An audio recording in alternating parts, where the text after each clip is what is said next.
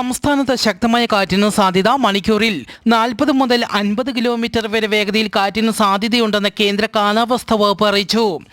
വരും മണിക്കൂറിൽ കണ്ണൂർ ജില്ലയിലെ ഒറ്റപ്പെട്ട ഇടങ്ങളിൽ 50 കിലോമീറ്റർ വരെ വേഗതയിൽ കാറ്റിനും എറണാകുളം, തൃശൂർ, പാലക്കാട്, മലപ്പുറം, കോഴിക്കോട്, വയനാട്, കാസർഗോഡ് ജില്ലകളിലെ ഒറ്റപ്പെട്ട ഇടങ്ങളിൽ മണിക്കൂറിൽ 40 കിലോമീറ്റർ വരെ വേഗതയിൽ കാറ്റിനും സാധ്യത.